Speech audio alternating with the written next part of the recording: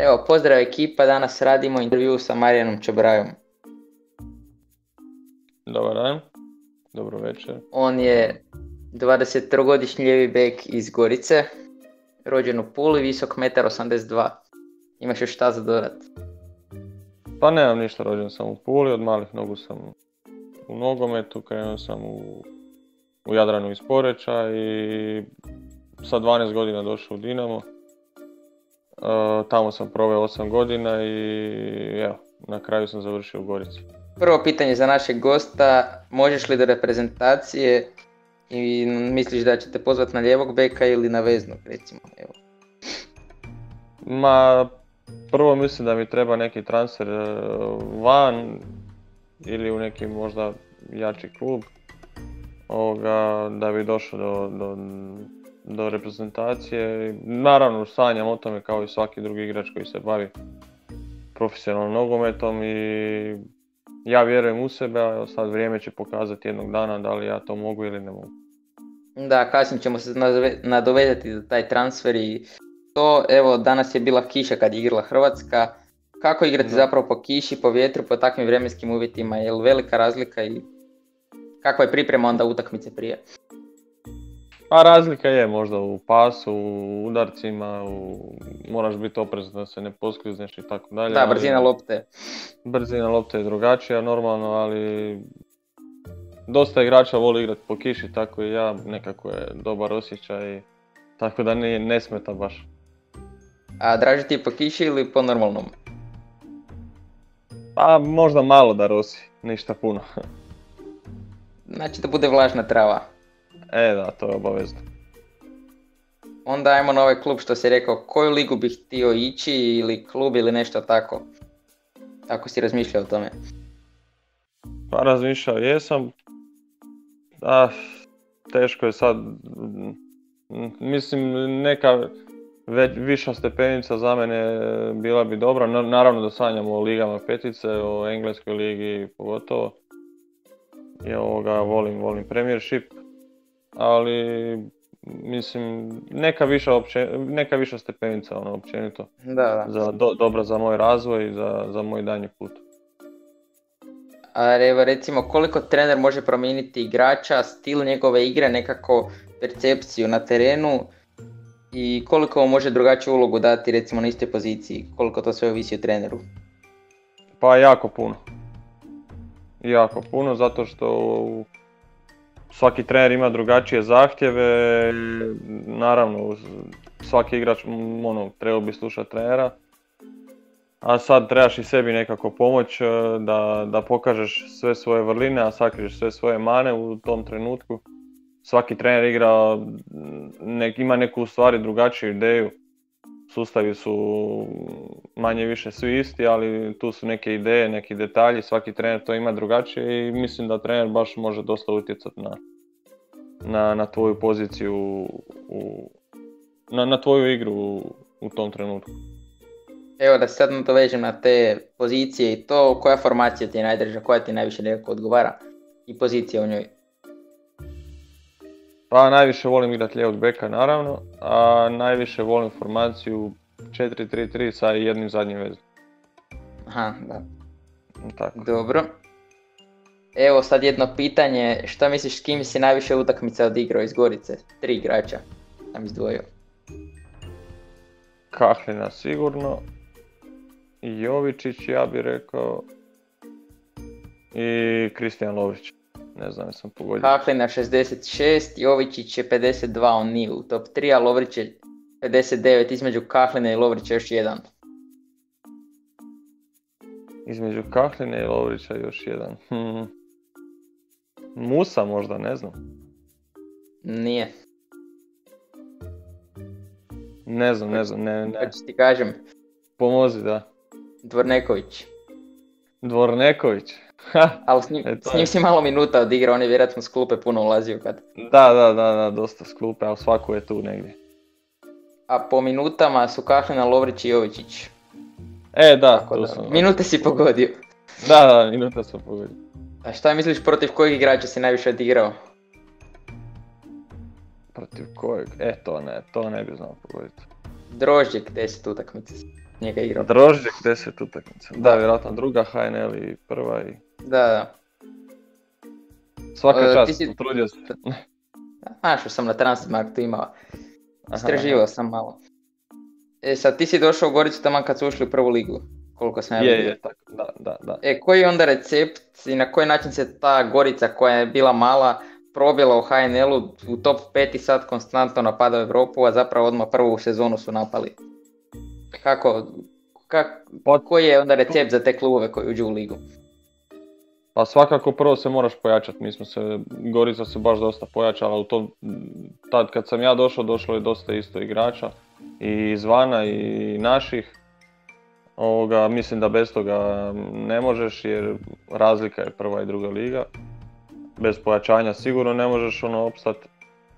A i mora biti struktura, atmosfera, trener se mora pogoditi što je nama trener Kirević donio, to je bilo strašno puno i to je to, u biti dalje sve ovisi o samim vama.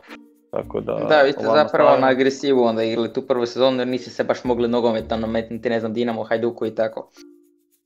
A jednostavno smo imali drugačiji stil od početka. Dobro, isplatilo se. Da, neki drugačiji stil smo gajili i jednostavno tako smo išli kroz cijelu sezonu i postali smo kao hit. I držali smo se toga i išle. Šteta, spalilo nam je 2 boda ako se ne varam za Europu prve sezone. Mislim da jedno nam je Osijek pobjegao. Da. Pitate sad, pazi, pitate sad navijač Rijeke, znači da je Gorica neugodna svim momčadima, ali da je posebno Rijeci. Koji je tu recept, zašto? Ne znam, jednostavno više nam pašu nekako, bar prije kad smo igrali pod trenerom Jakirevićem, taj čvrsti blok što smo imali, tu tranziciju prema naprijed. A imali smo stvarno dobre igrače i baš za taj stil što je trener pogodio i baš smo namučili, jako smo namučili Osijek i Rijeku, čak mislim da imamo bolji skor međusobni s njima dvoje. I jednostavno nam je pasalo tako, oni su pokušavali više kroz pas igru, mi smo nekako kroz taj čvrsti blok i brze tranzicije i tako smo dolazili do rezultata protiv njih. Evo, prije si rekao da ste onda uzeli u Goricu, znači kako su to oni prepoznali, kako su te našli? Pa igrali smo drugu HNL Dinamo 2 protiv Gorice. Da, Dinamo 2 protiv Gorice, tamo su me vidjeli, sve smo se dogovorili, ja sam došao i tako je sve počelo. Da, super. Misliš da možete do top 3 ove sezone doći u HNL-u jer ste super krenuli zapravo? Pa, naravno, mislim da možemo, vjerujem da možemo jer sve smo bolji i bolji. Klub se više i više raste i mi smo to i pokazali sad početkom ove sezone. Ja se nadam da ćemo tako i nastaviti. Nema razloga da ne nastavimo. A kažem, evo sad vrijeme će pokazati, trenutno ja mislim da dijelimo prvo mjesto s Dinamom, iako oni imaju utakmicu manje. Da. Pa vidjet ćemo sad ide Dinamo pa Rijeka i tu ćemo najviše i vidjeti gdje smo. A moramo nastaviti pobjeđivati ove druge utakmice naravno. Evo sad jedno pitanje. Kojeg igrača ti iz HNL-a bilo najteže čuvati? Koji je onako najneugodniji? Možeš i više ako ti je teško jednog odabrati. Pa evo, par njih ću možda izdvojiti. Kastratija sigurno. Ako zaspeš sekundu, gotov si. Da. Kastrati, pa... S Petkovićem kad se izvuče na stranu, to apsolutno. Eto, njih dvojica. Kad je on leđima okrenut prema golu, jel da? Ma i leđima i prsima, stvarno je, baš je, on je razlika ogromna. Da. Pa to je to otprilike, protiv kojeg baš da kažem je bilo teško. Da. Koja ti je motivacija u životu ili nogometu? Nešto? Pa, motivacija, šta ja znam, krenuo sam se baviti s tim rano, kako je sve išlo dobro i jednostavno volim taj nogomet, stvarno ga volim i obožavam trenirati, igrati i to me dalje drži i obitelj i tako dalje. Sad sjećaš se ono iznenađenje što sam ti spomenuo? Da. Porukama. Da. Dario Čanađija, tvoj suigrač, bivši, sad je otišao. Dobro. Pitao sam ga da mi kaže nešto o tebi, kao kakav si u slačionici i to. Kaže on, Čabi je dobri duh slačionice, iako nekada jako čudan i sa čudnim smislom za humor, prihvatili smo ga takav kakav je. Na terenu uvijek daje sve od sebe i dobar je dečko, ali svakako vrijedan i dobar suigrač. I onda ispod toga napiše haha ubit će me. A nije, ja i ovaj, Dario smo baš ostali dobri, čujemo se. Danas smo se isto baš čuli. Ali možda i misli da ga zovem radi toga, ali nije. Tako da, je. A uvijek sam spreman za šale i ostalo, neke zezancije u slačionici, tako da, eto. Je, to je istina, to što je rekao je istina. Imaš ti šta o njemu za reći? Ma, odličan dečko, prijatelj mi je i ostaćemo prijatelji, u kontaktu smo svaki dan. Odličan igrač, vrhunski, falit će nam jako. Ali sretan sam radi njega da je otišao, da se uspio prodati, da je otišao van u dobar klub i mislim da je to bio dobar potez za njega. Tako da sretan sam radi njega i to je to. Pozdrav za Čanađu jer je rekao da mu pošaljem video kad izađe. Pozdrav. Evo i za kraj poruka za neke mlade nogometaše koji žele uspjeti, koji treniraju. Ništa. Samo mogu reći da jedino možete uspjeti ako stvarno volite taj nogomet i ulažete u sebe,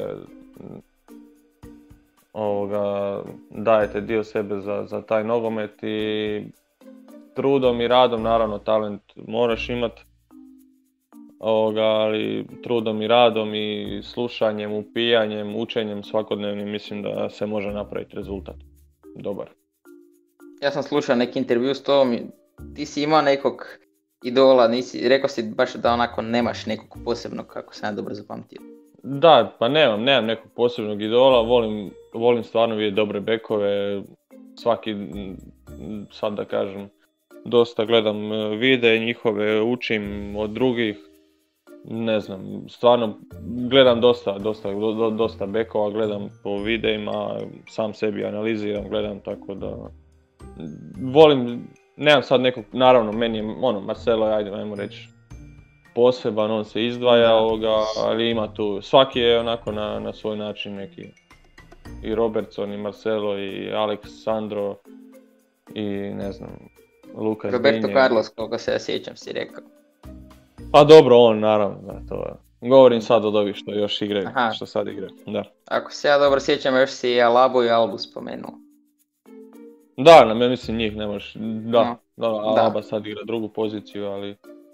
On sve igra kad treba.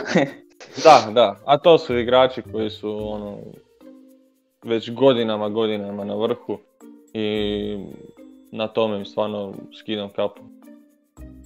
Dobro, eto to je to dok vide da baš ne traje koliko naš dogovor. Da ga snimimo. Sve okej. Ništa, ja se zahvaljujem našem gostu što je uzeo svoje vrijeme da uđe. Ako vam se sviđa, ostavite like i pretplatite se ako niste.